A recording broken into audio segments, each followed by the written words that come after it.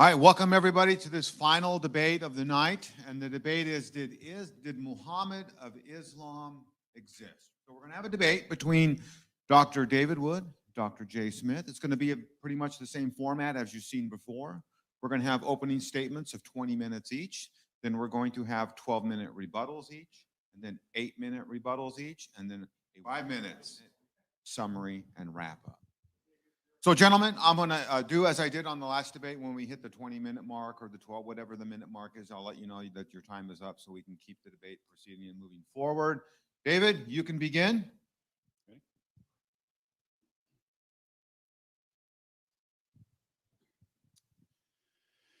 Well, good evening. I'd like to thank Ministry to Muslims for arranging this debate and the church here for hosting.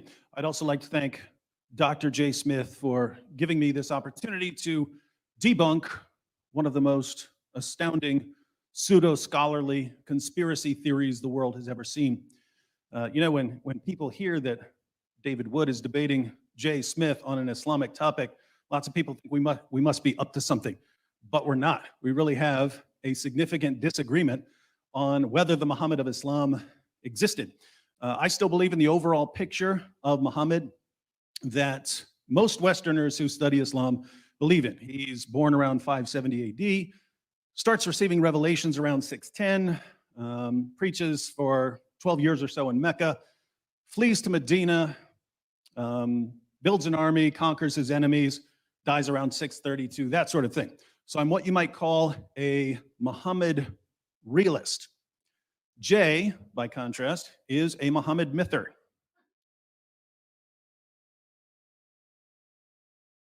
I'm the only thing standing in the way of the mighty Jay Smith, who's trying to convince the world that your fake prophet never existed. So when you speak of me fondly. Now, Jay is going to present a number of problems for Muhammad realism, the view that the Muhammad of Islam actually existed. I'm familiar with many of these problems, and I acknowledge that there are some problems. There are some difficulties. We'll be discussing them. But we have to watch out for the classic move of the conspiracy theorist. The conspiracy theorist says, look, there are some difficulties with your position. Therefore, you should abandon your position and adopt this far more absurd conspiracy theory. No, we don't. Just because there are problems or difficulties with a position doesn't necessarily mean you should abandon the position, especially if the alternatives seem far less likely. If you're a Christian, there have probably been times when you've wondered why the all-powerful, loving God you believe in allowed this or that to happen. Why did this child get cancer? Why did that church get hit by a tornado? But you're still a Christian. Why is that? Well, you believe that there are good reasons to be a Christian that outweigh any difficulties you might face, and you believe that the alternatives have more problems and are supported by less evidence. So, why should we be Muhammad realists in spite of the challenge from Muhammad mythers like Jay? There are many reasons to believe that the Muhammad of Islam existed. Here my opening statement. I'll give 3. First, Muslim sources report a number of embarrassing facts about Muhammad that wouldn't have been invented by conspirators creating a fake prophet for their new religion. This point is grounded in what historians call the principle of embarrassment, or the criterion of embarrassment. The idea here is that when people lie and invent things to support their position, they tend to invent things that help their cause, not things that hurt their cause. When someone admits something that makes his position look bad or foolish, he's probably not making it up, because he wouldn't invent something that's an embarrassment to his cause. So when we examine testimony, we can ask ourselves, is this the sort of thing someone would make up? If it's not the sort of thing someone would make up, we have at least some reason to believe that the testimony is accurate. Applying this principle to the Muslim sources, if people are going to fabricate stories about Muhammad because they're inventing a new religion, they're obviously going to fabricate stories that make Muhammad look good. They're not going to fabricate stories that make Muhammad look stupid or insane or evil or possessed. This means that when we open the Muslim sources, if we find stories that make Muhammad look stupid or insane or evil or possessed. The best explanation for why we have these stories is that these things really happened.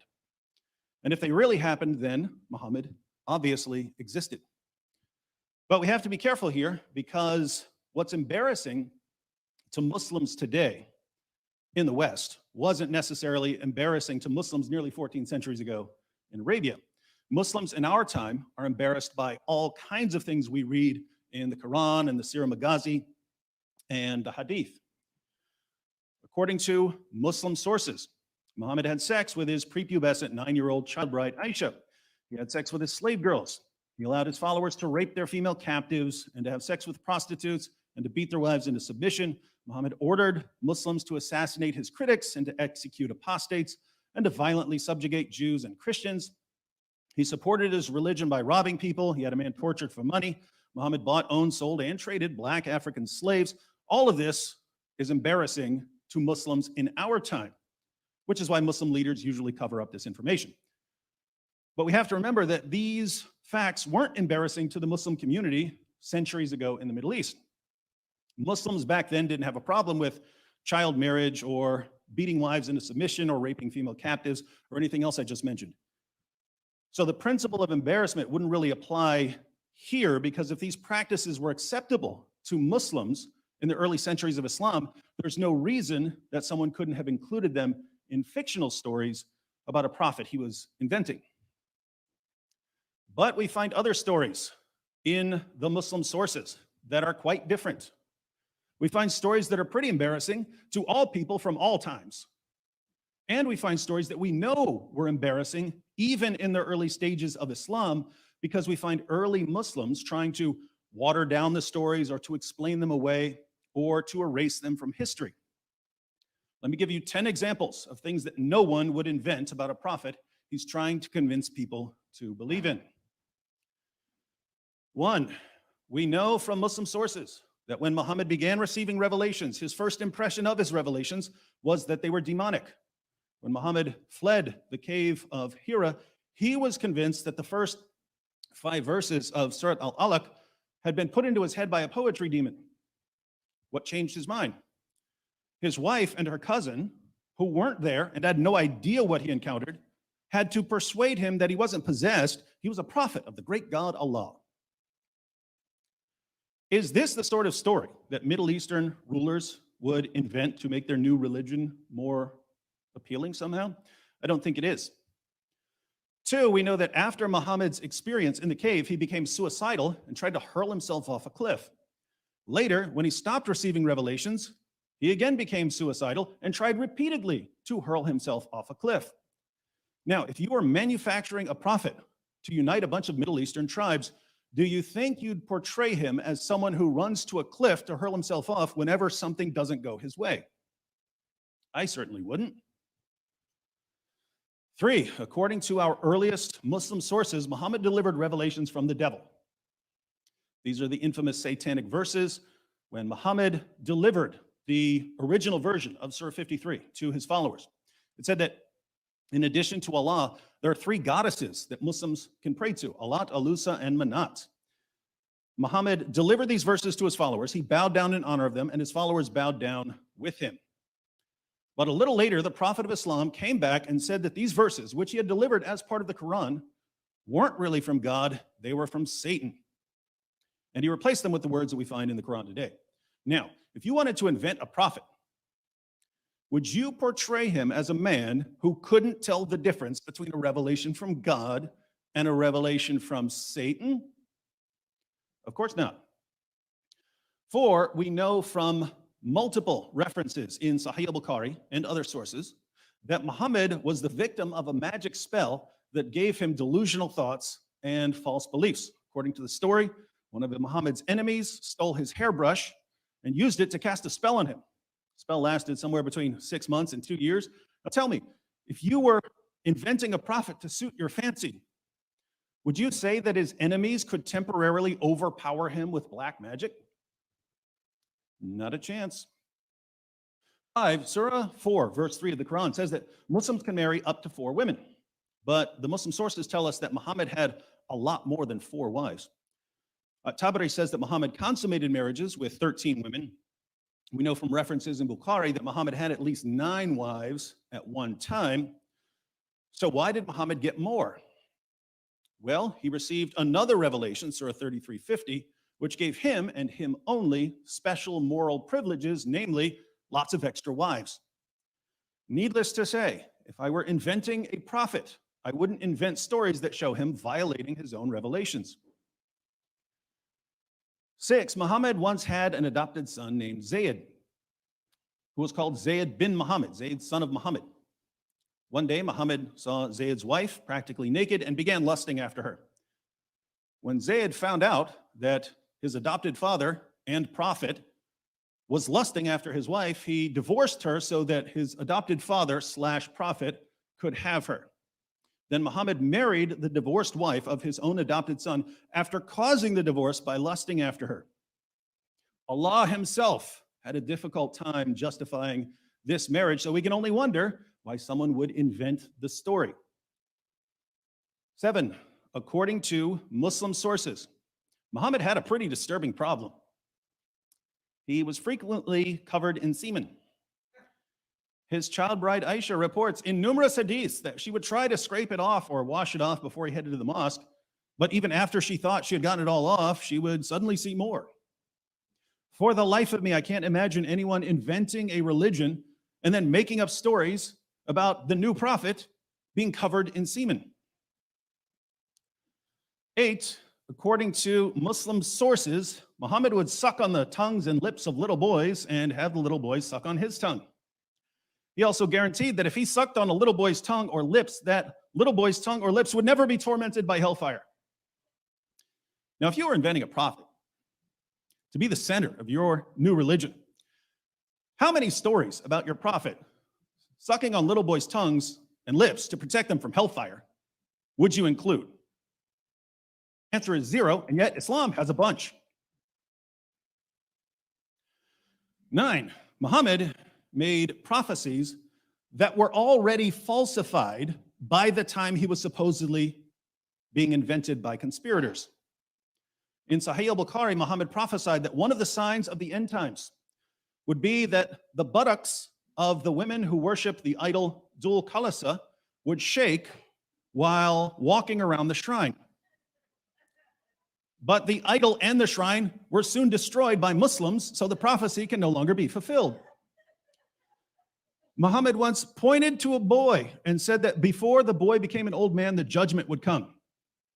That boy has been dead a long time, so the prophecy failed. Now, if Muhammad was being invented long after his supposed death, why would the conspirators invent prophecies which had already been falsified and which therefore exposed their new prophet as a false prophet? 10, according to the Quran, Allah rescued Jesus from those who wanted to kill him. So obviously, if we're inventing a prophet for Islam, we're going to invent a similarly miraculous story for our new prophet, right? But how did Muhammad die in the Muslim sources? He was poisoned by a Jewish woman whose family had been slaughtered by Muslims. The poison ate away at Muhammad's internal organs, but it took him about 3 years to finally die in total agony.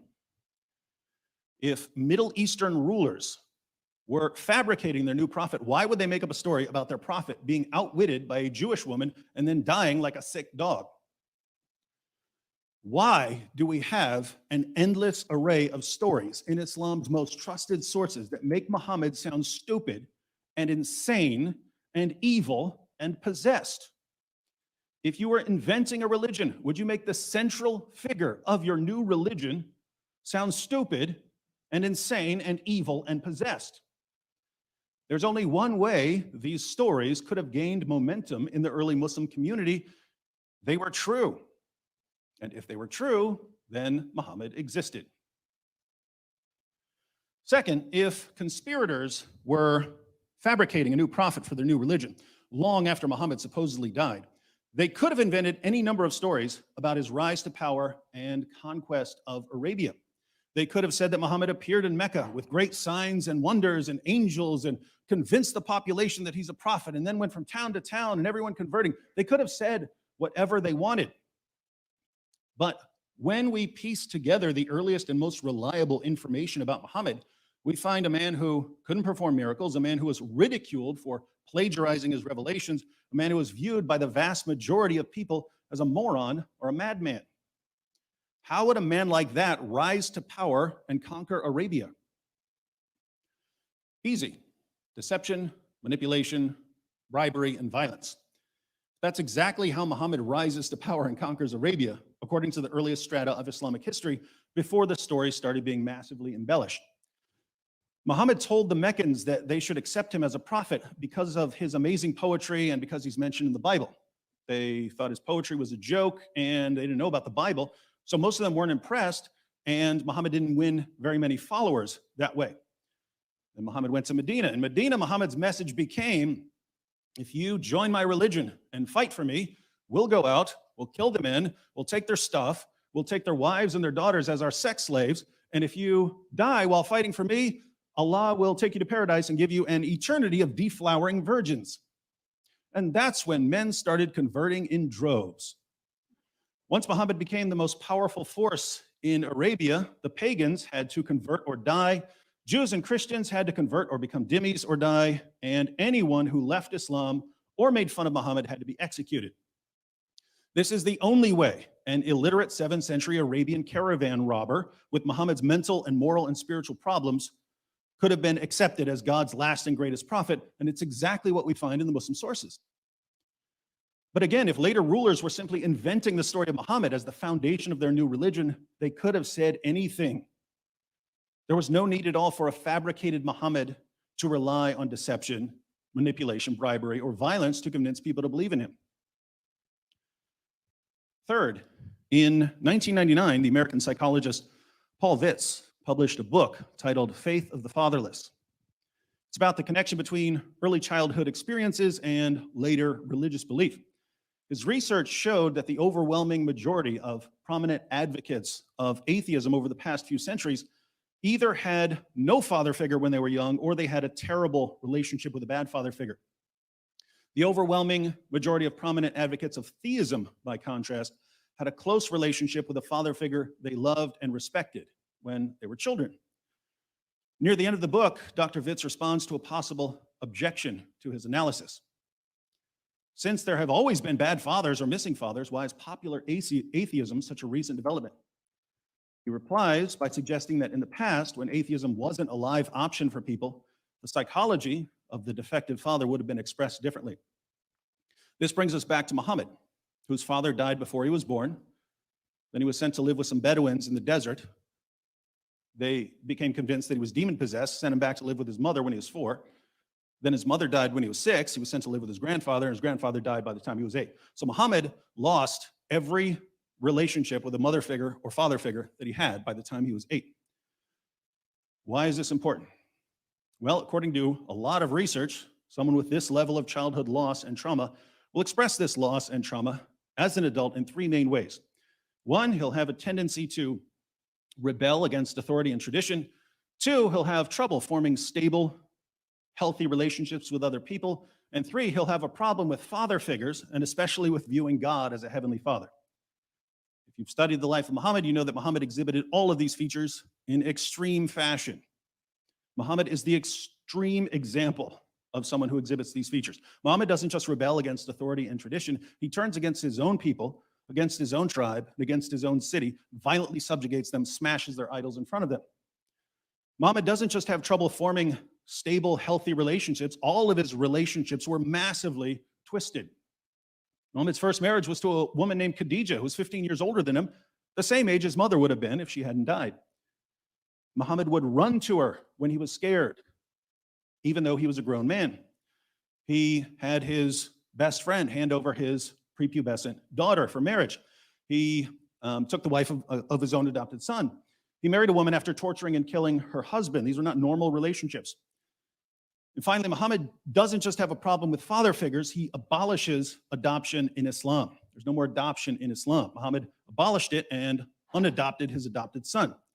And no one in history had a bigger problem with viewing God as a heavenly father than Muhammad. The Quran says that the highest relationship anyone can have with Allah is a slave to master relationship, and that the heavens and earth are on the verge of being torn apart whenever someone says that Allah is a father. This leads to an obvious question. How much did Jay's merry band of conspirators know about psychology?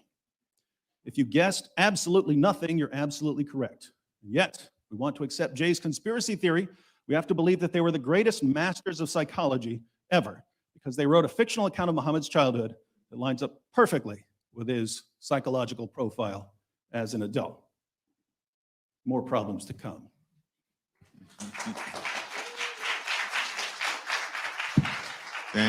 Thank you, David.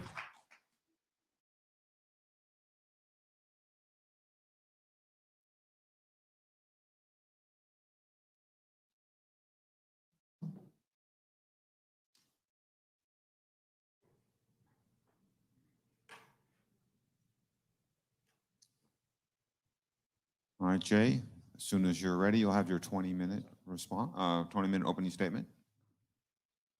Well, I wish I could go right into the rebuttal, but we're going to have to do this first. So let's go right into it, and let's show you what and who this Muhammad is of the 7th century versus the Muhammad of the 9th and 10th centuries. So now David has given a very convincing view of this Muhammad of the 9th and 10th century.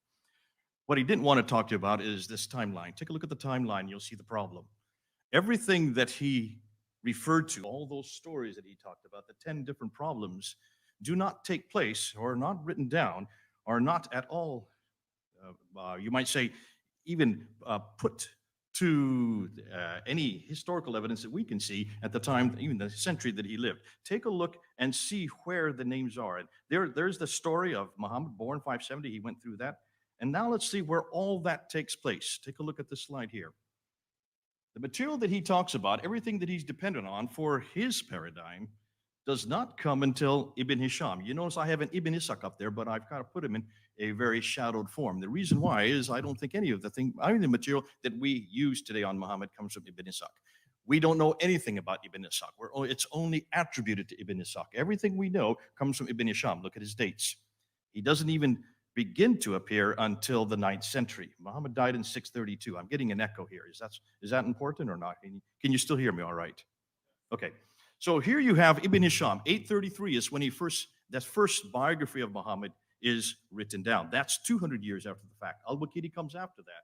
When is the first traditions on concerning his speech? That doesn't come until Al-Bukhari. Look at the dates, 870. Sahih Muslim, Tirmidhi, Ibn Majah, Ibn Dawud, and Nisa. That's all up until 915, going into the 10th century. And we have nothing about the Tafsir or the Tahriq until Al-Tabari, 923. So we're looking at 200 to 300 years later, this is all written down. Regardless of whether it's disturbing or embarrassing, we'll get to that in the rebuttal. Just look at the timeline. And notice where all these writers are from. They're all from those red dots. But everything that he has been talking about take place in the green dots. You notice that? Can you see the north-south problem here? Everything about this Muhammad from the 9th century is supposedly taking place in Mecca and Medina, in the Hijaz, the central part of Arabia. All the writing about him, everything that's written about him, takes place in Cairo, Baghdad, Tabaristan, Basra, and Bukhara. Hundreds of miles away and hundreds of years different. Therefore, none of the traditional writers lived or worked in Mecca or Medina. They were too far to the north of Mecca and came from the west and east of Baghdad. You can look at the kilometers. I won't get into that. By the way, all of these slides, if you want them, I can give them to you. Not for those of you who are watching, those of you who are here who bought tickets, okay? You can have all my slides. So you can show these to your Muslim friend. This problem of northern hegemony is not at all understood well. Remember, look at the bottom, you can see where Ibn Hisham is. Ibn Hisham died 833. Notice that he is, again, 200 years after the fact. Look how far away all of his materials, all of these northern areas are where the Abbasids originated from. I'm going to come back to this a little later. You need to understand that almost everything we know about Muhammad comes from the Abbasids, not from the Umayyad area. Have you heard this before? This is probably new to you. Furthermore, all of it was written in the 9th and 10th century. They all wrote their material hundreds of miles too far away and hundreds of years too late. We get to the Quran, and I want to just look and say quick about this. I'm not going to talk much about this because we're going to get into that tomorrow. But when you look at the Quran, you have 5 different canonizations of the Quran. Only one of them is from the Hijaz, and it's the one we don't know anything about. And that's the canonization of Uthman. Shadi Nasser, who is a Harvard professor, has written his book. He just came out last week with the second canonization by Ibn Mujahid. All of the recitations, you might say all of the qira'at that we've been going through this last year since June 8th, since that infamous interview that they had on YouTube. Take a look at all the canonizations. Ibn Mujahid is the one that puts together the first 7 readings. Look and see where he is. Look and see his dates. 936, that's 10th century. Al-Shatibi is the one that puts together the next 14 students. These are the riwayat. Those all are introduced in 1194. That's the 12th century. Al-Jazari is the one that brings in the next 9. So you get 7 plus 14, that's 21, plus 9 equals 30. The 30 riwayats and the readers all are finally introduced in 1429. That is 15th century.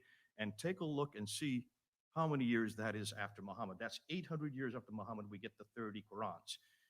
And finally, they have to put it back to one in 1924, the 1924 Quran. But I want you to look at this map here. I'm sorry, not this map, this timeline here. Of all those 30 riwayats and the readers, they all listed up there. The 3, the green ones are the 7, the red are the 3, and the purple are all the riwayats, which would be the students that come from every one of them, introduced by Ibn Mujahid, Al-Shatibi, and Al-Jazari. They all are introduced 800 years, but take a look and see where they all are introduced. 3 of them come from Mecca, 5 from Qira'ats. That means only 8 of them, of the 30, come from the Hijaz that he's talking about, the area that this is all supposed to be taking place. When you look at the others, 1 comes from Cairo, 3 come from Damascus, 6 come from Basra, and 12 come from Kufa. And the Quran that we have in our hand today, it is from Kufa. It is not from the southern part. It is all in the north. Look at the red dots. Here's the north-south divide again. Let's look at the Quranic Arabic. Even the Quranic Arabic, the Arabic that we have in the Quran is not from that green area. The green area is what he's talking about. That's the 9th and 10th century Muhammad, all right? If this guy received the Quran in that area, then the Quran that's in our hand today is not that Quran, because that Quran has the Ta Marbuta in it.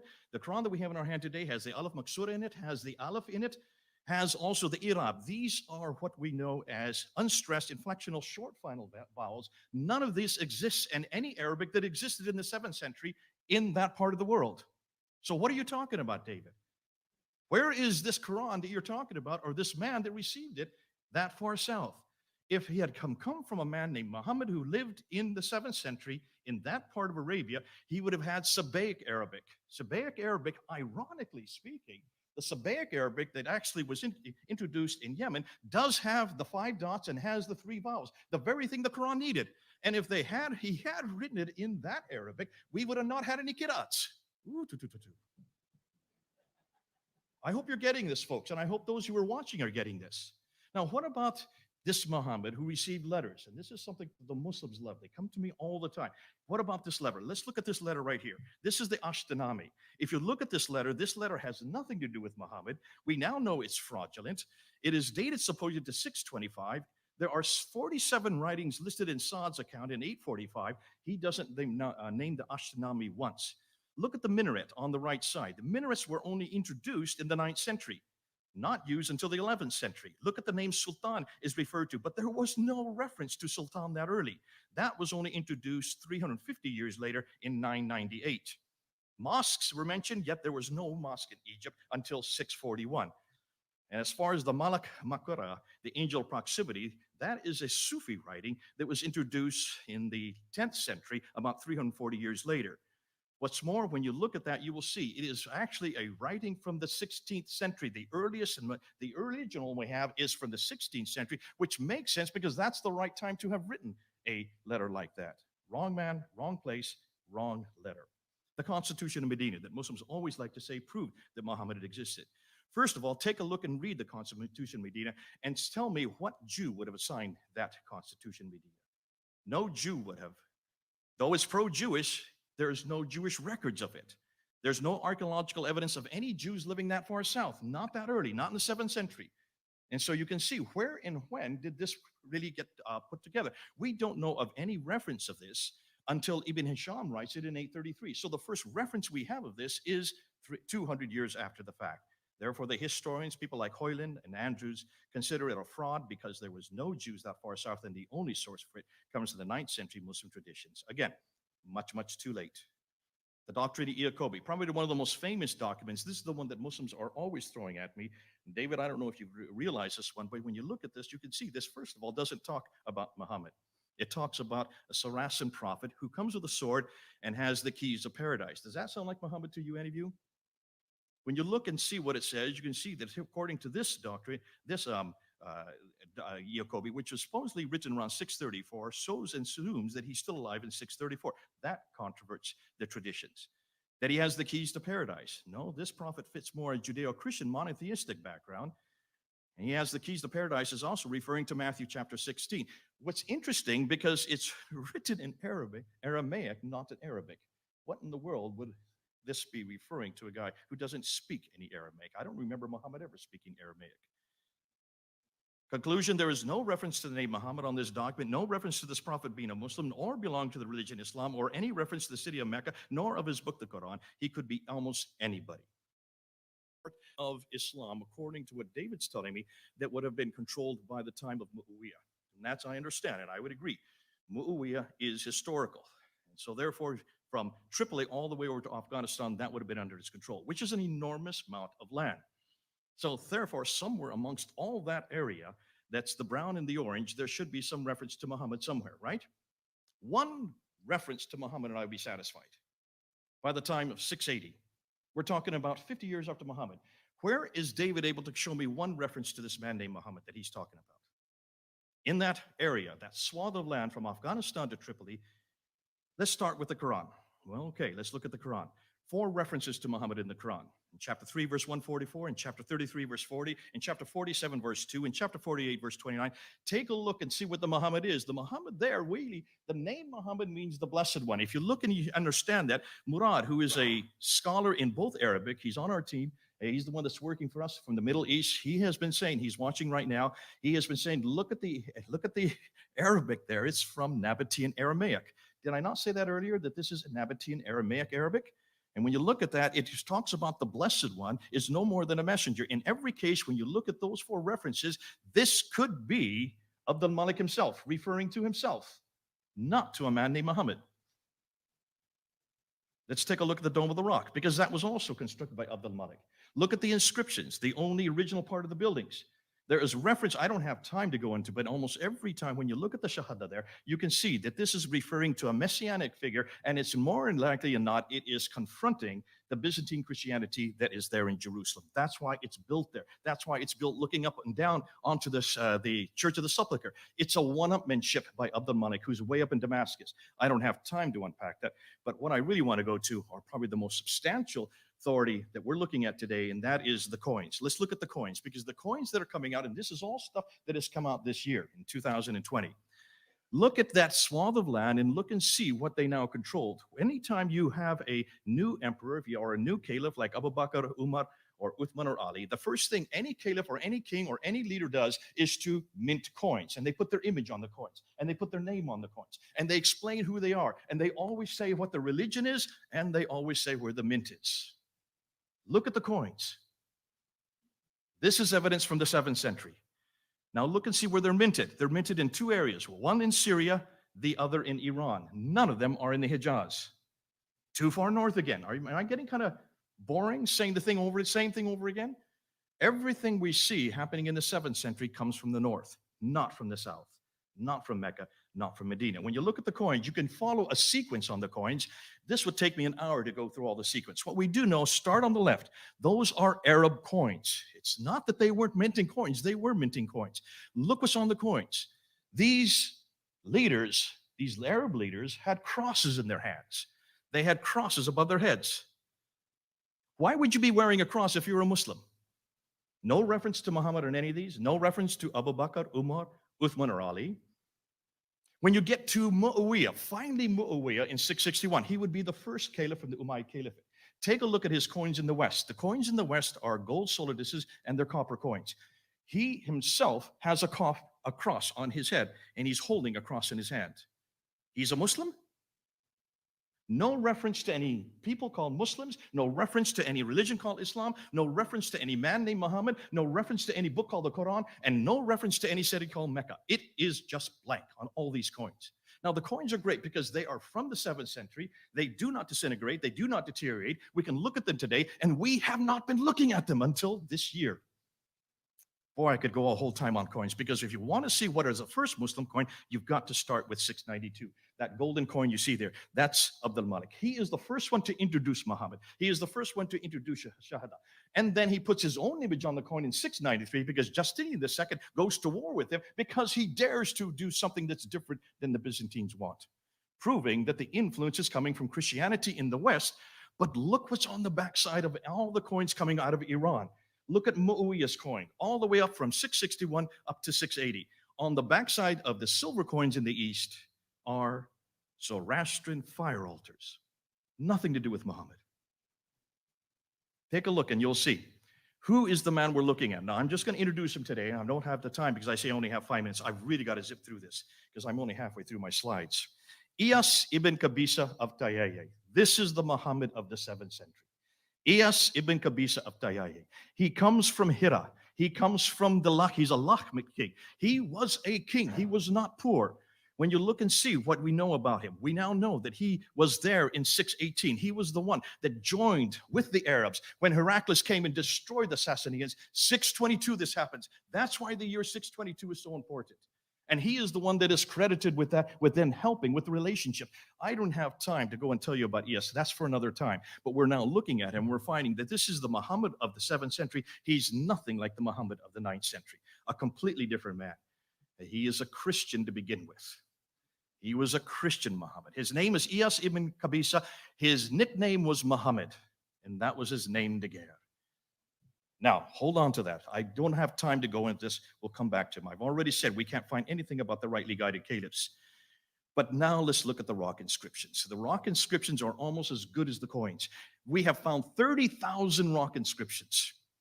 And here's what's interesting. When you look at the rock inscriptions, you will see that none of them, before we get onto that, take a look and see where the rock inscriptions are. They're all up there in the north.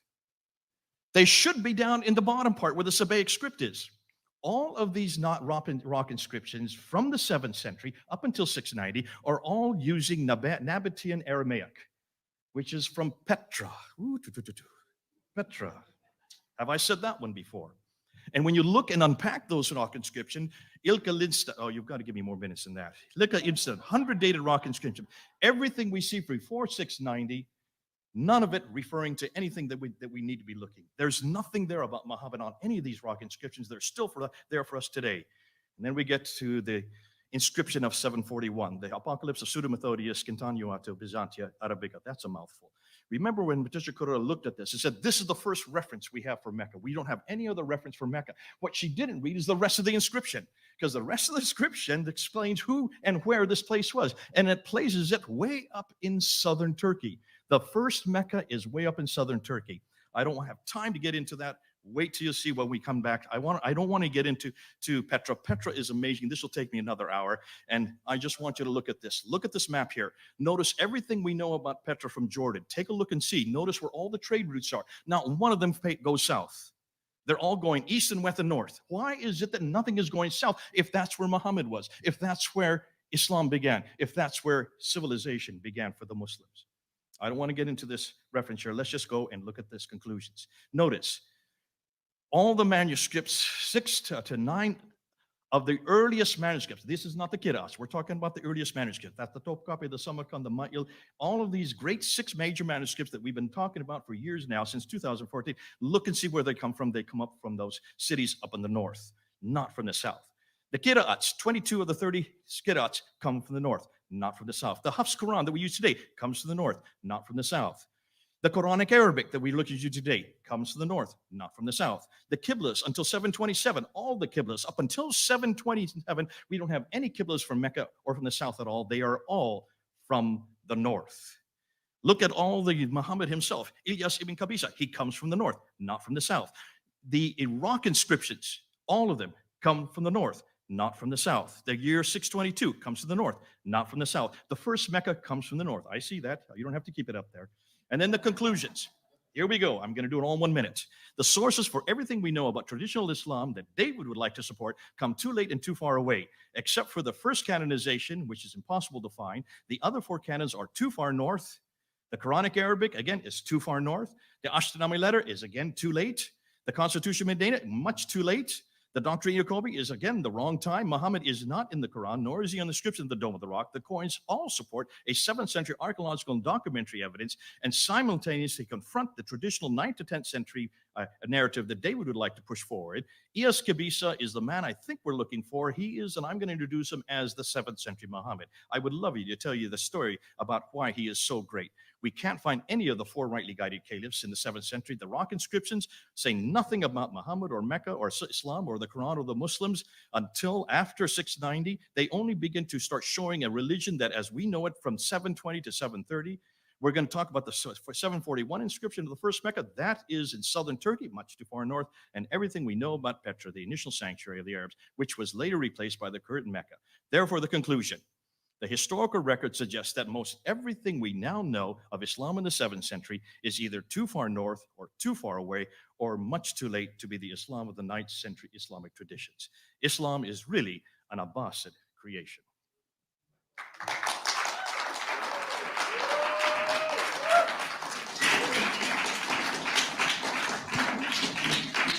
Thank you, Dr. Smith. We are now going to go. That concludes our opening statements. We're going to go to our first phase of rebuttal, which are each participant is going to have 12 minutes.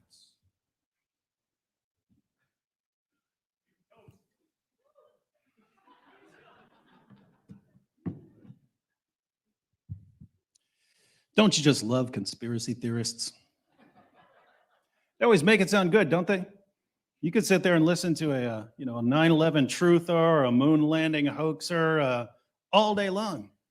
They could speak to you for 40 hours on their awesome understanding of the details there. They love to point out problems with the position they're tearing down so they can get other people to buy into their conspiracy theory. But they don't bother to tell you about the holes in the narrative. Now, Jay offered a number of problems for Muhammad realism. And I find that part of the problem here is that we just have wildly different expectations for what to expect from the evidence that we're examining in the early history of Islam. So he says we don't have any early sources. Where are all the sources? Where are all the 1st century of Islam sources that talk about all of this stuff? Well, I think Jay already alluded to the solution there. He mentioned that there was a writing of Ibn Ishaq, but we don't even have that, right? So our earliest biography is more than a century after the time of Muhammad. We don't have that. We have a later recension, a watered down version from Ibn Hisham. Why does Ibn Hisham say that he did some editing and deleting? He said there was too much embarrassing material from that 1st century, right?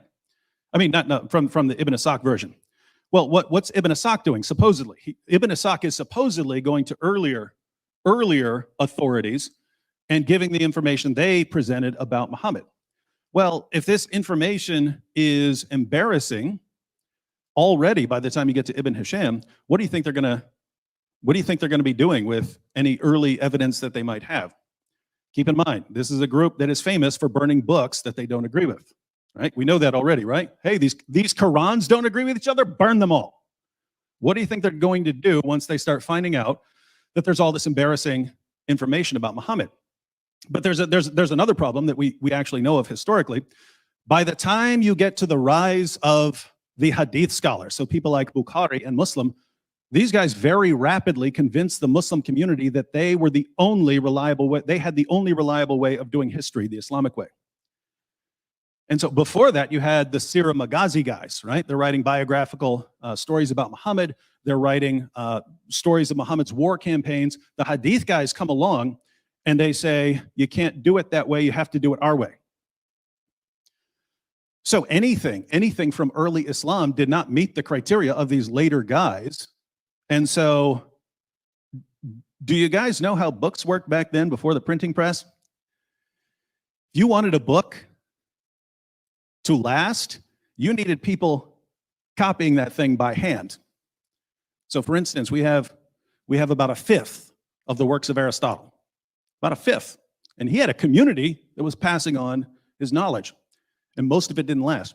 You need a very, very dedicated group of people passing on your knowledge if you want it to last. So the point here is, when I look back there and I say, oh my goodness, there are no sources from the first century of Islam.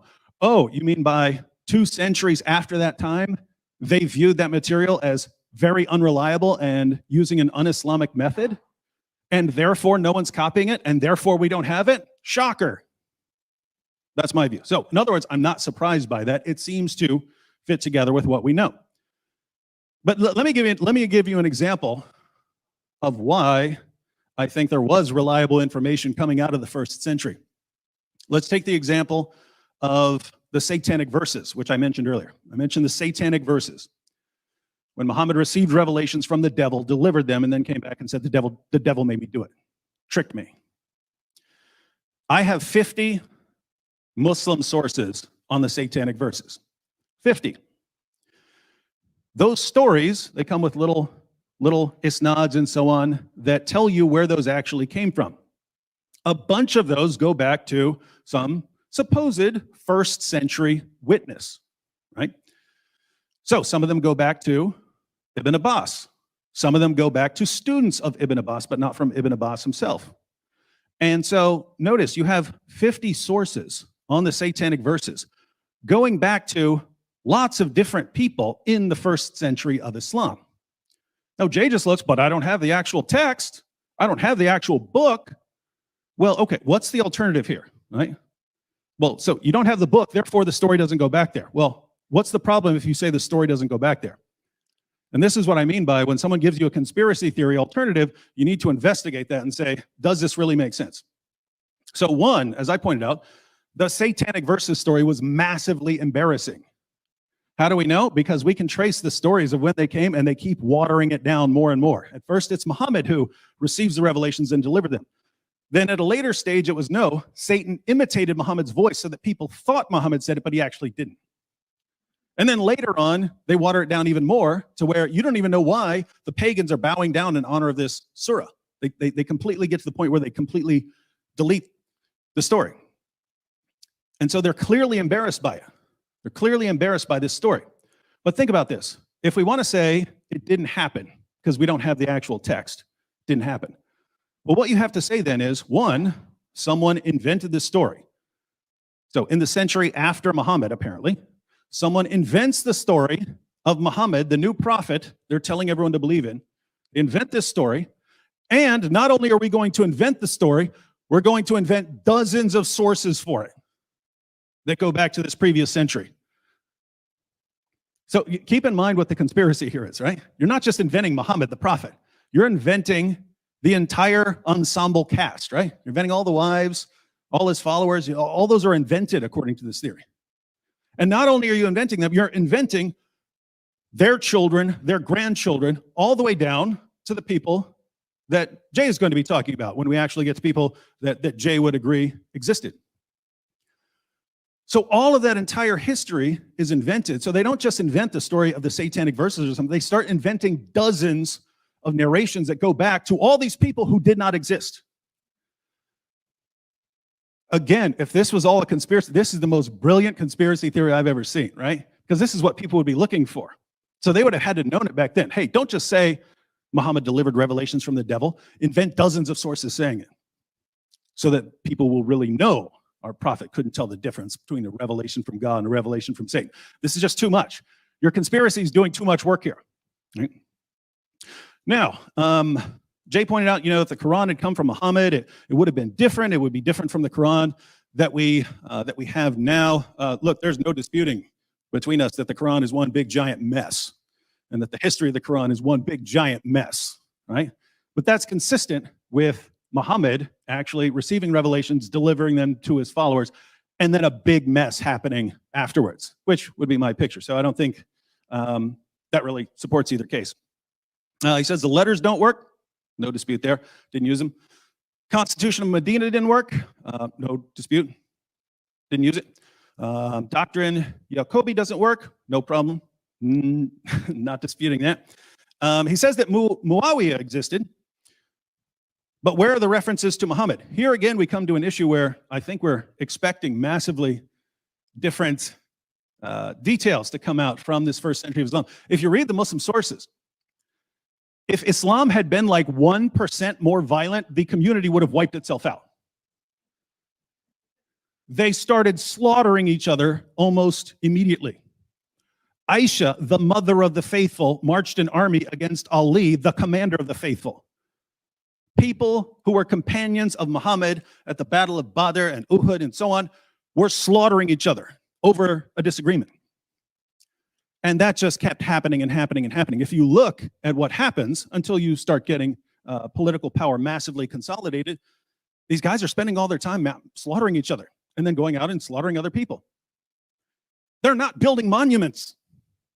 They're not doing that. Eventually, they get to a place of stability, and that's when you start getting the monuments. So again, I don't know what you'd expect to be looking for. I don't know what you think these people in a desert slaughtering each other are going to be producing as far as inscriptions and so on. Jay points out that the evidence tends to come from the north, not from Mecca. Again, that wouldn't be surprising as Islam expanded. That's where you start getting to areas where there's more civilization, there's encounters with the Byzantines and so on. So that's where you'd expect a lot more of this to come from. He says coins and crosses, coins with Muslims and crosses. That wouldn't fit well together with Islam today. But I think people massively overestimate how orthodox Islam was back then. If you look, you have all of these different groups all vying for power, and they're all killing each other, and they're all expanding into various areas of, there's just doesn't seem to be enough time to sit down and develop really orthodox theology. And that's why all these different groups, all these different sects of Islam spring up and start slaughtering each other. So it wouldn't surprise me that people who are encountering the Byzantines and see Byzantine crosses and don't really have much of an understanding of why that would be such a problem in Islam wouldn't have a problem with that sort of thing. Now, keep in mind, I said in my opening statement, there are problems, right? You can look at that and say, I don't know, I still don't get it. Why would they have a cross? You can say, well, they're trying to interact with other people, and so they don't have a problem with the cross. You can say that. You can say, well, maybe that's a stretch. Well, I agree. There are tons of things we have to look at and go, I don't know. Doesn't seem like it makes a whole lot of sense there. It's the alternative that I have a problem with, right? If you say, hey, I don't get why that guy would have a cross, and you move from there to, aha, it was a Christian original, and he later became Muhammad, and there's a massive conspiracy, then I got a problem, right? Because the solution to the problem seems massively more absurd than anything you're trying to explain.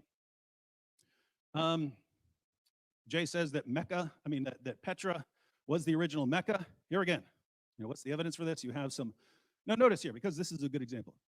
So some mosques, old mosques, face Petra, apparently, not Mecca. Now, Jay is familiar with the work of Dr. David King, who has been for decades the world's leading authority on Qiblas. And he argued before anyone ever heard of Dan Gibson that the early mosques were facing unexpected directions. But he came up with explanations for that sort of thing, right? He said that they were focused on astronomical alignments and so on, rather than just what we think of pointing your mosque in the direction of Mecca. So he points that out. Now, Jay will obviously say he's been refuted. Dan Gibson is right. The world's leading authority on these Qiblas doesn't know what he's talking about. But here's the point. You've got a scholar who says one thing. You've got Dan Gibson who goes out and he says something else. If you want to say, hey, there's a problem here, fine. Say there's a problem and then go through possible solutions. Maybe the early Muslim community pointed those there for some reason. We don't know why. Once you start saying, no, that was the original Mecca, and that was the original this, and that was the original that, and everything is a conspiracy here, you've gone vastly beyond. You've gone vastly beyond any problems in what you're trying to explain. So, again, because this always happens, right? Oh, look at the moon landing. That flag doesn't look like it would in space. Well, therefore, NASA hoax, right? No, you got to take these problems, take a close look, And we're going to do that a little bit more as this debate goes on. Thank you.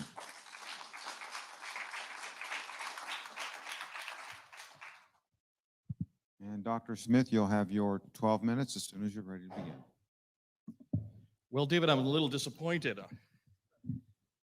You went back to principle of embarrassment. You did the same thing you did 8 years ago. In fact, I already had every one of your points on my paper.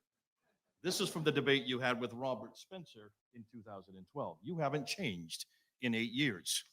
I just sat there and said, oh, he said there's demon possession, use of black magic, suicide, 9 to 15 wives, poisoned by a Jewish, Zainab and Zaid. You just went right down the paper. You've got to move with the times.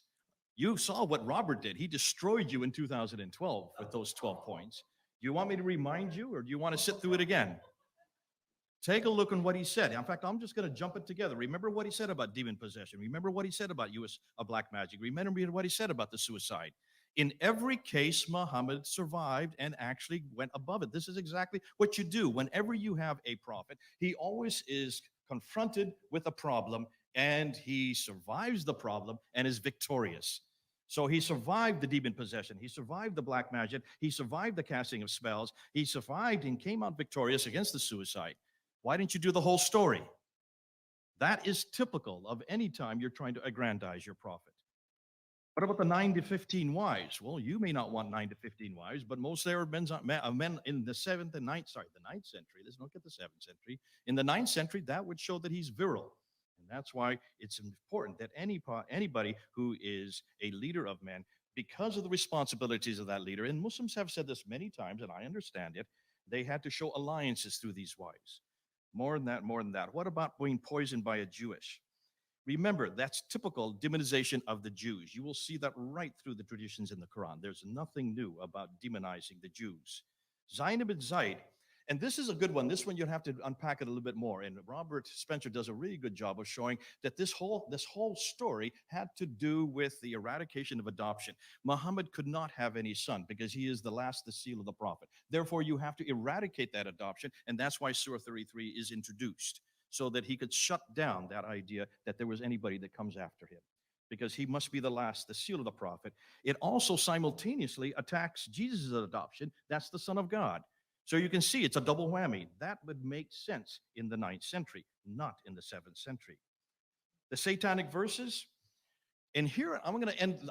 This one is probably the best one, because remember what I said. Up until 749, when the Abbasids come to power in 749, everything was Umayyad. What is it that the Abbasids hated? They hated the Umayyads. The Umayyads were Nabatean. They were Arab. The Abbasids are Persian. They're Sassanian. They were destroyed by the Arabs. Remember that. And that's why the Arabs, where did the Arabs and where did all the Umayyads have their headquarters? In Damascus, way up north. Where did the Sassanians have their headquarters? In Baghdad, which was called Ctesiphon at that time. When they finally came to power, that now explains why all the mosques are facing Petra, because the Umayyad, the Nabatean sanctuary, was always Petra. That's why all the mosques were facing Petra. You talk about king, I think you were doing that tongue in cheek, because I hope you don't think that Dr. King, here's a man that's the world authority on mosques and qiblas, the direction of every mosque, and only went to one in his entire career. Dan Gibson, in a period of 25 years, went to over 100, physically went to these mosques. And he not only physically went, he looked and found where every one of the qiblas went. And whereas Dan King, using 9th, 10th, and 11th century, the very material you're using on the qibla, remember, none of the 9th, 10th, and 11th understood why the qiblas were in every direction. In fact, they thought they were in thousands of directions. No, they weren't. Dan Gibson found that they were only in 4 directions. And every one of those 4 directions had to do with the politics that was happening in 660 with Muawiyah, that was happening in 690 with Abdul Malik. 685 to 705 with Abdul Malik. If you follow the qiblas, you can follow the political. If you follow the politics, you can follow the qiblas, which is exactly what you're supposed to do as a historian. And for heaven's sakes, go to the mosque and find out where they're directed if you're the world authority on it. Shame on Dr. King. He never left his libraries. That's why you need to do the same thing, David. Stop looking at 9th and 10th and 11th and trying to understand what's happening earlier. You need to go back to the 7th century. Now, David, have you noticed he did not really go back to the 7th century to rebut anything I said today? Did you notice that? He just called this conspiracy. This is not conspiracy. This is historical evidence. Everything that I've been pointing to, and I want to give credit to a group of men who have been doing this for 20 years. Mel from Sneakers Corner, Murad from the Middle East, Joe, I can't tell you where he's from. He doesn't want me to tell you where he's from. These three guys are amazing, and I hope you're all listening because you need to look at what they're doing. Go to Sneakers Corner and see what they're coming up with. They are way ahead of everybody else because they refuse to trust anymore the 9th and 10th century. I've refused to trust the 9th and 10th century. It's too far and too far north. Too late, too far north. If you want to find out what happened in the 7th century, why not go back to the 7th century? And look at the art of material that we're getting there. Look at the coins. Look at the inscriptions. David, you didn't deal with the inscriptions. You talked about the coins and you kind of snuffed it off as to say, well, they're not that important. No, they're very important. Remember, back when anybody came to power, what's the first thing you do? They didn't have radio. They didn't have television. They didn't have internet. How did they announce themselves? They used coins. Everybody used coins because that was in the hands of everybody. And the first thing you did as any leader, a new leader, is you put your name on the coin. Those coins exist. They were putting their names on it. These are not a conspiracy theory. We're talking about hard evidence. Look at the names on those coins. Look in what they do. What next thing they do, they also put a denomination of what they're worth, and then they put always a religious icon to show what religion they belong to. And that's why all the coins in the West, the gold solidus were all Christians. All the ones in the East were all Zoroastrian. Nothing Muslim about them. What do you do then? Then you also write, you chisel away on all these rocks, thousands, tens of thousands of these rock inscriptions. David, you didn't deal with that. I want you to start dating with the 7th century. Stop all this conspiracy theory. Stop talking about things you talked about 8 years ago and come back into what you're going to refer to today. Because if you're going to talk about principle of embarrassment, then I'm going to throw back at you, why is it that if you're going to use that category, why don't you use it on Christianity? If you want to find out about Jesus Christ, let's use his criteria. We must use that which comes 200 to 300 years later that is embarrassing about Jesus Christ. Why don't you start with the infancy gospel of Thomas? Look at the infancy gospel of Thomas, written in the 2nd century. There is a Jesus that you would love to follow. This is a Jesus who he presents as a naughty, irascible child, vindictive child, who uses his miraculous powers to take revenge on teachers, neighbors, and other children, some of whom he blinds, others he cripples, and he even kills. Is that the Jesus you want to take? Because that's the Jesus of the traditions, the Gnostic traditions that come 200 years later. Now, why were they not chosen by Irenaeus and the early church fathers? First of all, because they're too late. And secondly, that is not the historical Jesus we have from the 1st century. So, David, if you're going to use the idea of taking that which is later and more embarrassing for your criteria, then I want you to start using the infancy gospel of Thomas to now define your Jesus. Thank God that's not my Jesus. And I would say to the Muslims who are listening, everything you're dependent upon is based on nothing more than happenstance. Talk about imposition of this conspiracy theory. I want you also to look back and look and see why is it you want to go to Ibn Ishaq?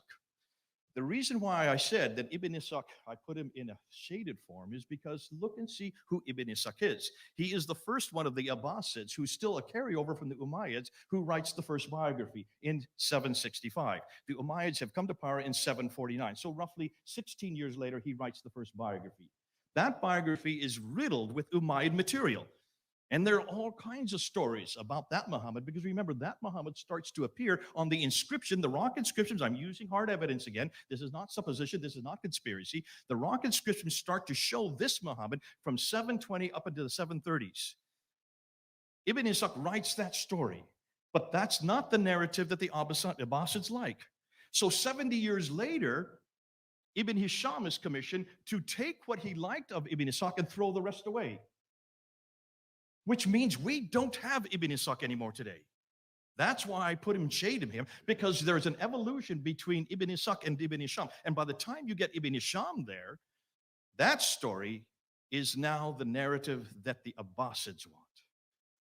But they still don't have the sayings. The sayings still need to be put together. The sayings take another 40 years to be put together, and that's not till the late 9th century. But those sayings, remember, al-Bukhari is given, according to the traditions, according to the story, he's given 600,000 of these sayings, and he's to whittle them down and destroy that which did not exist. Now, how would al-Bukhari know what Muhammad said if he's living 240 years later? According to David, he's a lot more trustworthy because he is living 240 years later. He whittles them down and only retains 7,397. That means he throws out 98% of it, only retains 2%. 2%.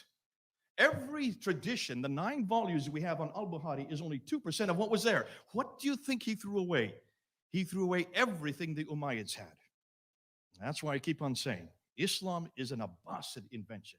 It is a Persian invention. It is an invention that was created and maintained in Baghdad. And that's why everything that comes before it had to be eradicated. Yes, you talk about the burnings. Look about the burnings of the Quran. I mean, take a look and see about all these stories. They are probably half true. There probably was a burning of Qurans, but it did not happen in 652. And that's why we can't find any Quran from 652. Have you noticed? We can't find any Qurans from the 7th century at all. Put it all together and you'll see what's going on.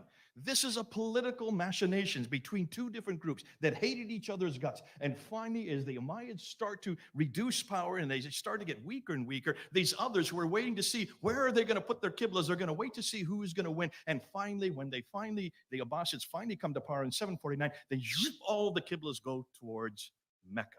But what about that Mecca? That Mecca never existed. We can't find any reference to that Mecca, not until the 8th century. And in seriously thing, when you look at the 5 stages that are there in that Mecca, those same 5 stages can be found in Petra, and they fit exactly what the traditions say later on, but not the dimensions that we see in Mecca today.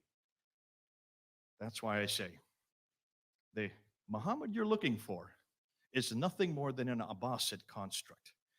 But I've got a list here, and later on I want to go and show you what exactly we have now found about the Muhammad they should have used, the Muhammad they should have chosen from the 7th century. I'll have to do that in the next one because I see I'm out of time.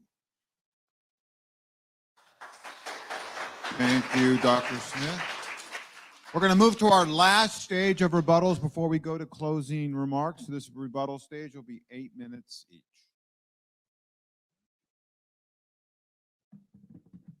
Check, check. All right, in my opening statement, I made 3 points. First, there's so much embarrassing material in the Muslim sources that we just can't conclude people were inventing it when they were starting their new religion. Jay apparently isn't a fan of the principle of embarrassment, which is one of the most valuable principles that we could ever use when examining testimony from the past. So I pointed out demonic possession, suicide attempts, the satanic verses, black magic, hypocrisy, Muhammad taking his adopted son's wife, Muhammad walking around covered in semen, tongue-sucking, false prophecies, poisoning. Jay responded to a couple of those. Second, I argued that the only way someone as horrible as Muhammad could have become known as God's last and greatest prophet would be through a combination of deception, manipulation, bribery, and violence. That's exactly what we have in the Muslim sources. There's no reason to say any of that if you're just making up a figure. And third, the stories that we have about Muhammad's childhood in Islam's earliest sources are exactly what we would expect given his massive rebellion against authority and tradition, his problems forming healthy relationships, and his hostility against father figures, and especially with his hostility against God as a father figure. In other words, someone got the childhood right to produce that sort of expression of this childhood trauma. And this isn't coming from David Wood. You can go check out Paul Vitz's book. So Jay's responses to some of this. Muhammad survived demonic possession and suicide and satanic verses and black magic and so on. So he made it through this. So there's no problem here. Yet, yes, there is. Your guy could be taken out with black magic. Your guy thought he was demon possessed. You have a suicidal guy. And Jay says, well, but it's okay because he made it through that. Are you serious? So someone said, you know what? I want to show that the prophet is really resilient. So I'm going to make a story about him repeatedly trying to kill himself whenever something goes wrong. And I'm going to make a story about a guy getting hair from his hairbrush and giving him all sorts of delusional sexual thoughts and so on. That's what the story actually says. So That's why they invented this story. Seriously, are you kidding me? We want to show that the prophet is resilient, and we invent these stories about him being controlled by black magic and so on. Very, very strange stuff. Jay says, well, 9 to 15 wives would just show that Muhammad is virile. I agree. That wasn't the problem. We're not talking about how many women Muhammad could have sex with. We're talking about Muhammad violating his own revelations, right? You get the command to do 4. If you want Muhammad to have 9 to 15 or whatever, just make that the rule, right? You don't need to show Muhammad constantly coming up with revelations that allow him to violate his previous revelations, so that his wife Aisha said, your Lord hastens to satisfy your desires, which would also be very embarrassing in the Muslim sources. This is Aisha making fun of Muhammad for always getting anything he wants.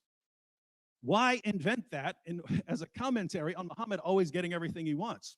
Doesn't sound like something someone would invent. As far as being poisoned by a Jewish woman,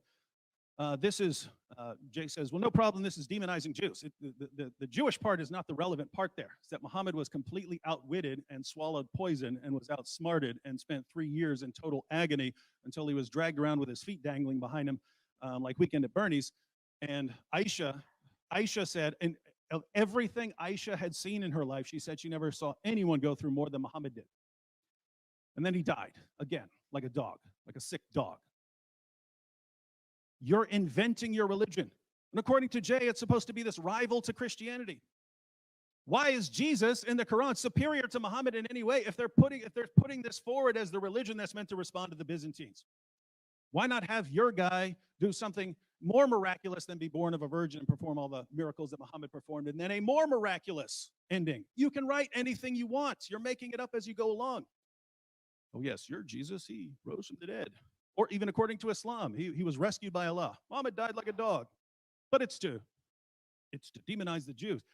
If you're just going to say something, you can say that about anything, right? Say about any story like that. You can just say, even true things. You can always say, well, it was because of this. It just doesn't fit. Come on.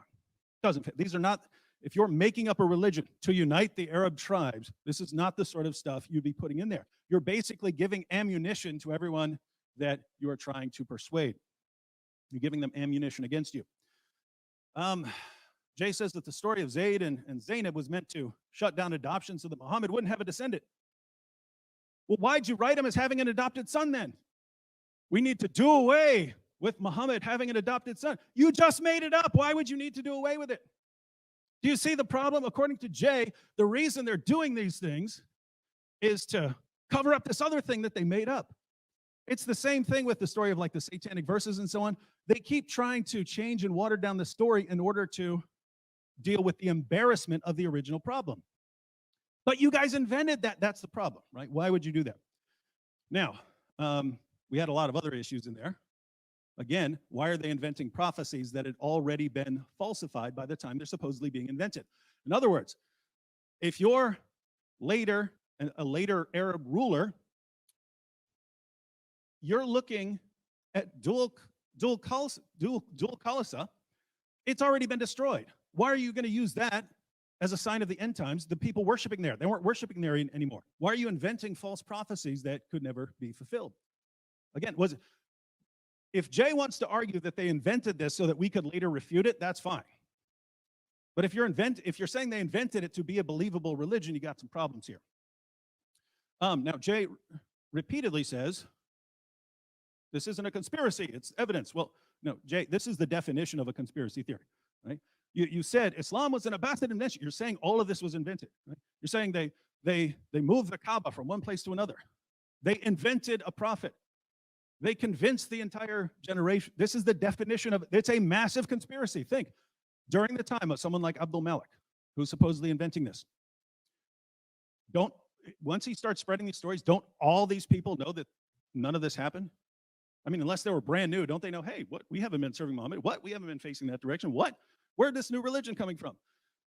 So somehow they're all involved in this conspiracy, and then they start cranking out tons and tons of sources where they're supposedly getting this information from the previous century, and it's all a hoax. Well, there's a problem.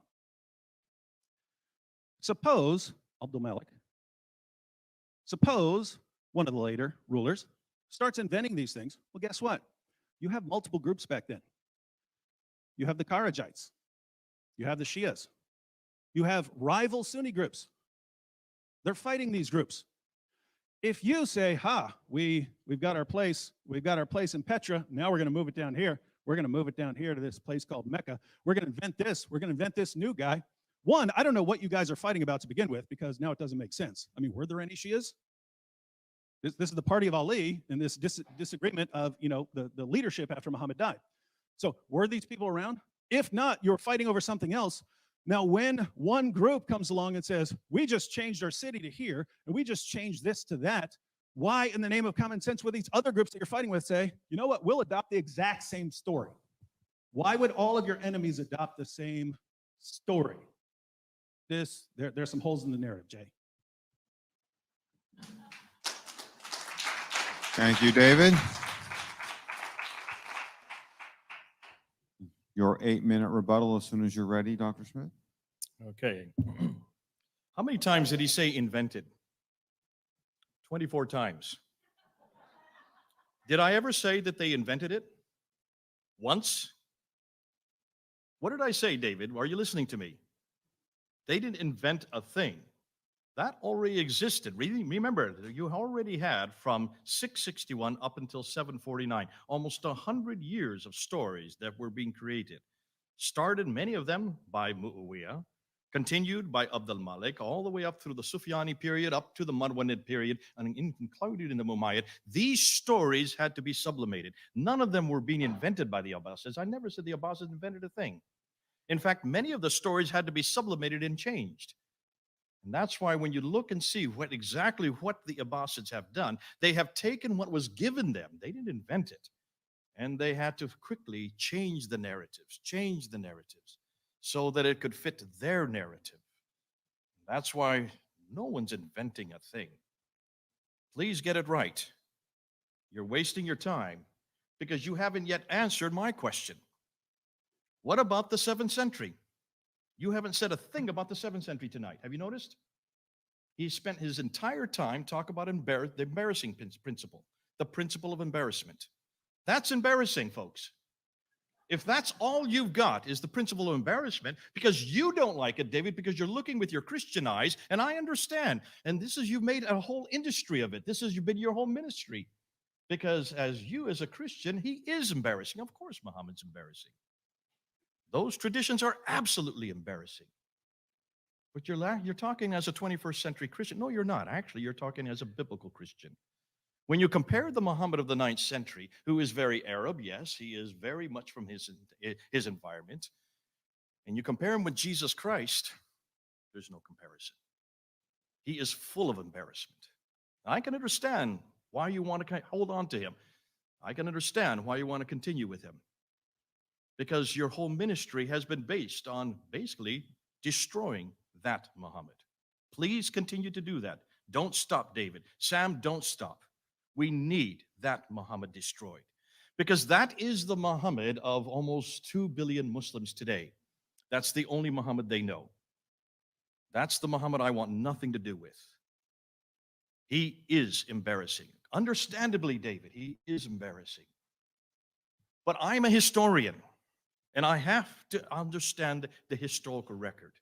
And the historical record is showing me that there is no Muhammad at all. There was a man named Iyas ibn Qabisa. And I just want to show you what we now know between, I got the wrong paper. Look and see what we now know about Ibn Qabisa compared to your Muhammad.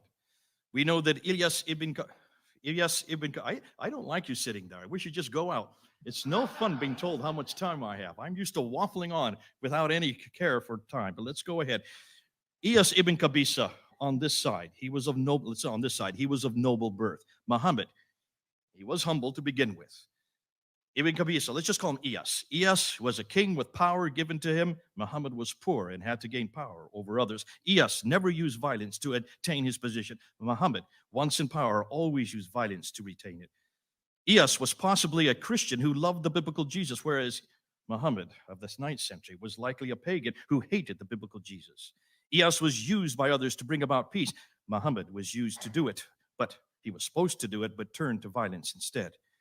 ES is historical with evidence to prove it. We know where he was born in Hira. We knew where he grew up there in Kufa. We knew that he, after 622, once he had helped to get the Arabs to create their identity, he then was deposed and he moved over to Petra in the west. Muhammad, no history at all. You have not shown me one historical evidence for Muhammad in the 7th century. David, I'm waiting for that. In your final, I hope in your final summation, you will give me one piece of evidence prior to 690 that refers to him by name. The man who was a Muslim, living in Mecca, who received a Quran. Help me here. ES, however, is a model for everyone today and every day. Your Muhammad is not a model for anyone, anywhere, at any time. There's nothing embarrassing at all about ES. Enormous many things that are embarrassing of Muhammad. And that's why you and Sam have spent a whole career confronting him. Please continue to do so. ES was a competent guide and instructor. Muhammad was illiterate and used violence to get obedience. ES had a death penalty, but only for those who broke the law, whereas Muhammad, he had a death penalty for those who mocked him. ES spoke about love. Muhammad preached hate. ES finally conquered Israel. Muhammad never came close to Israel. ES married a Jewish woman, and had alliance with the Jews. Muhammad married a Jewish and then killed her former husband. ES focused on Israel, whereas Muhammad had nothing to do with Israel. ES preached about the coming Messiah, whereas Muhammad preached about himself as the last prophet. ES said that he had the keys of paradise, Christian motif. Muhammad, he never even mentioned it, didn't even know anything about it.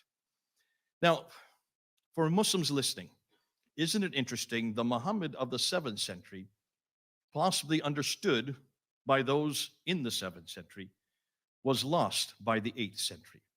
The Muhammad that was created out of all the stories coming out of the 7th and 8th century, that was finally became the Muhammad of Islam, that Muhammad is absolutely embarrassing. And on that, both David and I are agreed. But that is not the Muhammad of the 7th century. I want nothing to do with that Muhammad, because not only is he embarrassing, I want the Muhammad who they've lost. What happened to Iyas ibn Qabisa? And why did they give him up? And what was it about that Iyas that the Abbasids never retained? Until David can prove to me and show me that there was this Muhammad that he keeps on talking about, showing us all the rabid things. And I think he knows he's getting a great killing on tonight's show, because all the Muslims are going to be even more infuriated by him. Though he say he's arguing for them. No, folks, Muslims, he's not arguing for you. Because that Muhammad, you want nothing to do with. Why don't you come back to the real Muhammad who was there in the 7th century? Take a look and see what he was and what we're missing today. Because that Muhammad, fascinating enough, was a Christian. He loved Jesus Christ. He wanted an awful lot to do with Jesus Christ, but somehow everything that he stood for got erased. And it got erased because of not only the Abbasid need, their narrative, that narrative had to destroy him because he was not one of them. So I give you the Muhammad of the 7th century, and I'll leave you with the Muhammad of the 9th century.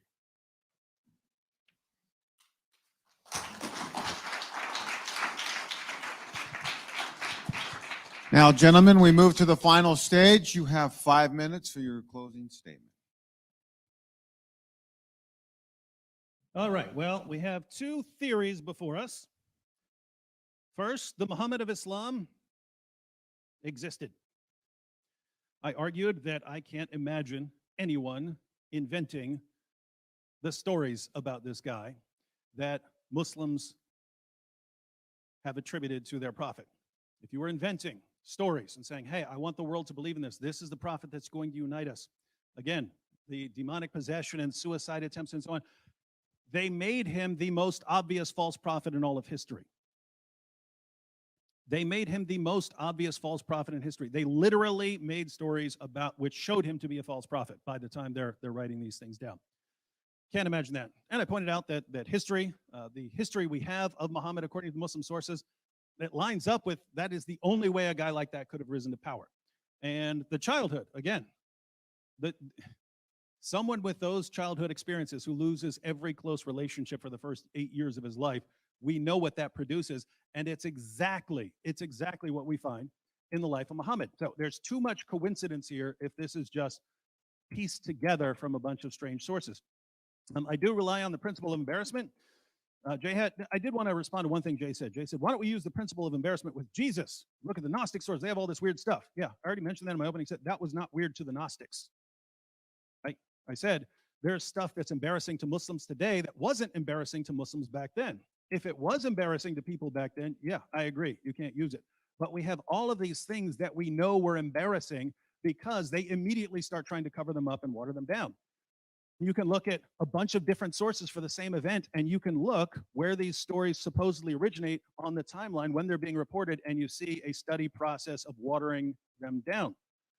But one, what's the purpose of inventing them? And two, how can you actually form a timeline that goes all the way back into the 7th century of when these things are supposed to be being revealed, and it all fits together perfectly? He says, give a reference before 690. Again, we have some very different methods. I'm looking at that community and what I would expect from them. All they do is slaughter each other and slaughter other people. And the only text they would have written would have been laughed at by the later Hadith scholars who said their method was garbage. So I don't know what you're expecting. It reminds me, it's like Eusebius said that Constantine commissioned the writing of 50 copies of the Bible. Where are they? They've all been covered up. It's a conspiracy. They're covering up because they changed the Bible. What are you talking about? Some people have suggested Sinaiticus or Vaticanus may have been a part of this. There's no evidence for it. So best case scenario, you lost 48. What happened to those? They were all covered up. It's a conspiracy. What? Show me one of those Constantine Bibles, or admit that it's been changed. Come on, right? So now this is very interesting. The second theory is that the Muhammad of Islam didn't exist. And Jay just said, I'm not saying they invented it. No one's inventing a thing. You said in your presentation right before that, Islam is an Abbasid invention. And if you don't believe Muhammad existed, yeah, you can piece together some things from other, if you want to say it actually referred to this person, that person. But the overall history of Muhammad had to be invented. If you believe that they were moving their center of worship from Petra to Mecca and so on, if you believe they're imposing this, and then if you believe that Ibn Ishaq is part of a conspiracy to put out this entire history of Muhammad, he can't think that's true. So there have to be people here putting this together who know this stuff isn't true when you're talking about this happened and that happened in Mecca and so on. So there has to be a massive, massive conspiracy here. Once again, whatever group is doing the conspiring to invent this thing and to move things around, why are the other groups that you're at war with going along with it? Why do they buy into all of the same stories? They should be saying, you see, these guys are liars, but they don't. They all go along with the same story. Interesting. All right, and that's my real problem with Jay's conspiracy theory. Jay's theory requires me to believe that the conspirators who created Islam were simultaneously the biggest bunch of morons the world has ever seen, because they invented the most obvious false prophet in history, and simultaneously the greatest geniuses of all time, because they pulled it off in spectacular fashion, so where we don't even know until Jason comes along, and then we know. They pulled it off. How could they do it? And so, yeah, I'm going to say conspiracy theory is not the way to go here. If there are problems with the Islamic narrative of Muhammad, fine. If you say we have to look into this, fine. But once you start going this massive conspiracy route and moving things around and inventing a new religion, I'd say you got problems. So I'll just close out to the Muslims who are watching, because Jay mentioned that. You've seen me defending the existence of your prophet against the conspiracy theories of Jay. What else can I say? But you're welcome.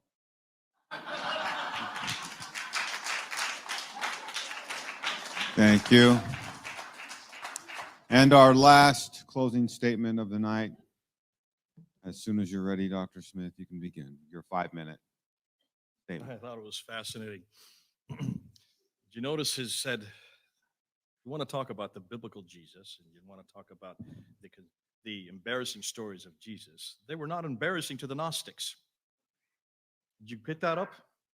Exactly. They were not embarrassing to the Gnostics who came later. Just as these embarrassing stories that he goes on and on about were not embarrassing to the Abbasids. Tit for tat. What I'm going to do to end off, I'm going to do a little poem. I've written a poem. I did this for Hatun. Hatun knows what I'm talking about. She asked me to come on a few weeks on her site. And she asked me, could you put this into a nutshell, what you're talking about? So I put it into a kind of a verse. You can do this to Supercalifragilistic. I'm not going to sing it because you don't want to hear me sing. So here we go. Do it to Supercalifragilistic. We all know well Muhammad's name. He's been around a while. He lived in Mecca, so we're told. His prophethood's on file. Yet no one saw him face to face, nor heard him speak a word. And all we know is centuries old, and that's downright absurd. Hisham, who wrote his story down, lived 2 centuries too late. Bukhari, who wrote what he said, lived at a later date. There was just nothing written down. They borrowed from hearsay and lived in towns way far too north, hundreds of miles away. So it seems it's all made up by Abbasids, we're told, who sought to purge all previous views and introduce their mold, not invent, purge.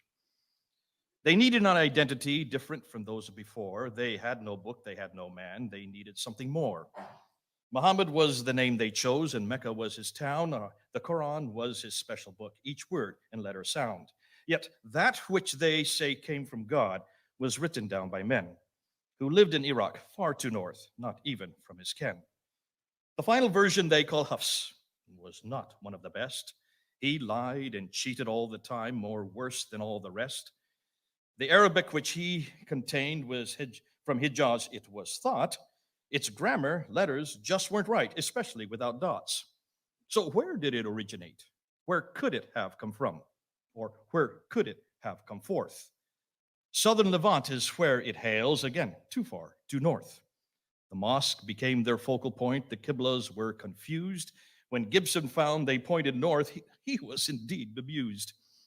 Yet what about Muhammad's name? It's, again, nowhere to be found. The Hijaz is the place he walked, yet nothing on the ground.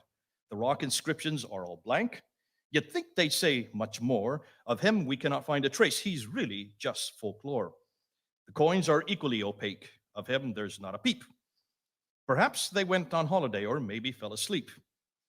His town, Mecca, where he grew up and where he sought his fate, was not known until 741, 100 years too late. Many have said he wrote letters and sent them all around. The Ashtenami is one case, but it has proved a fraud. The Medinan Constitution supposedly is true, but it makes too many mistakes. Its truths are all too few. The Doctrina Jacobi is also claimed as true, but their man in Jerusalem turns out to be a Jew. Muhammad did not really live. His story is a lie. No one can find him anywhere, no matter how they try. Without Muhammad, Islam dies. It flits and floats away. Since we now know he didn't exist, Islam has had its day. David believes he did exist. He really has no choice. Without him, he's just incomplete, yet gives David a voice. If the traditions were correct and Muhammad was a man, then I would be the first in line to give David my hand. But you and I know very well he never lived on earth. His story is just fairy tales. It really has no worth. We know David depends on him. He must stay a prophet. Who else offers him so much fun and makes him so much profit? A man who's so embarrassing, so full of evil deeds, could never be made up. He's everything Dave needs. Thank you.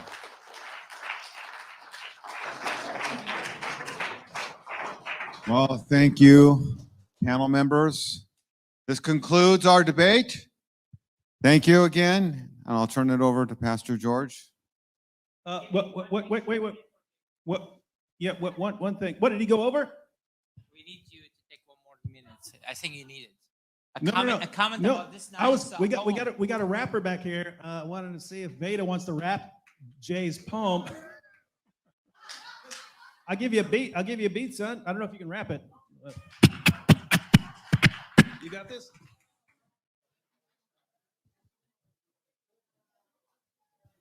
We do not know if this is going to work. Go to that, then go to there. Okay. So you want me to rap this poem? You want me to give you a beat? Hold on. I'll let you know in 12 seconds. Hold on. You can try like just a couple bars and see if it works, because I don't know if it'll. I'm concerned about Jay's flow, is what I'm saying. All right. What? Give me a beat, David. Huh? Give me a beat. All right, ready?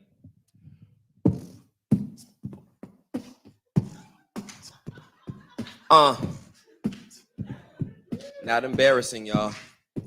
We all know well Muhammad's name. He's been around a while. He lived in Mecca, so we're told his prophecies on file. Yet no one saw him face to face, nor heard him speak a word. And all I know is that is centuries old, and that is downright absurd. Here's him, you wrote his story down. Lived 2 centuries too late. Bukhari wrote it down. Said that he lived a later day. There was just nothing written down. They borrowed hearsay. And now here's living town 100 miles away. And so it seems it's all made up.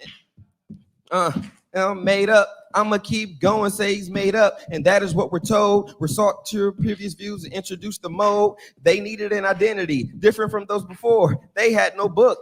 They needed something more. Muhammad was the name that they chose. Mecca was his town. The Quran was a special book. Each word would letter sound. Yet they said that it came from God. It was written down by men who lived in Iraq, far too north, not even from his kin. The final version that they call has was not one of the best. He lied and cheated all the time from the rest.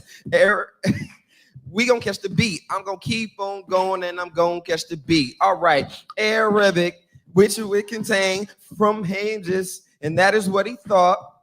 And I know it don't sound like it rhymes, but he didn't do it right, especially without dots. So where did it originate? Where did it come from? Southern living was as hills to the north. The mosque became their local point. Hold on. I tried.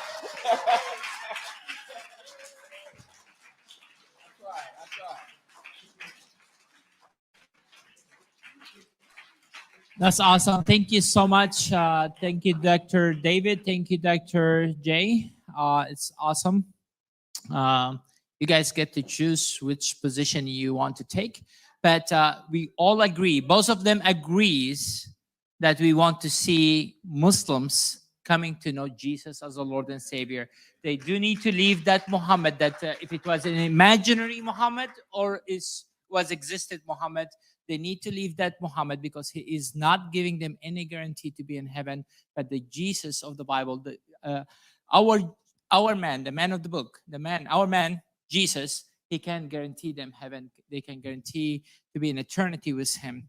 All our desire here to see Muslims to follow Jesus, and that's what we need to be praying for. Amen. Let's give them another hand. Thank you so much, guys. Thank you, thank you, thank you, thank you.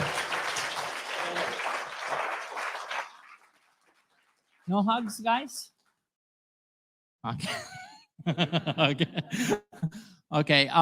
Tomorrow we're going to be here at 2:30, but in the morning, if you go to the ministrytomuslims.com, tomorrow morning, each one of these men here, and also Anthony Rogers speaking in different churches, Calvary Chapel Norco, Jay Smith, myself, who will be there at Calvary Chapel Norco if you would like to come. I believe they have 2 services or only one? 2 services, 8:30 and 10:30. Yeah. In ministrytomuslims.com, go to our Strong Tower. You're going to see the schedule there. In Hesperia, California, Sovereign Way Church, Anthony Rogers will be speaking there at 10 in the morning. And there's a church locally in, I believe in Brea. Is Danny here?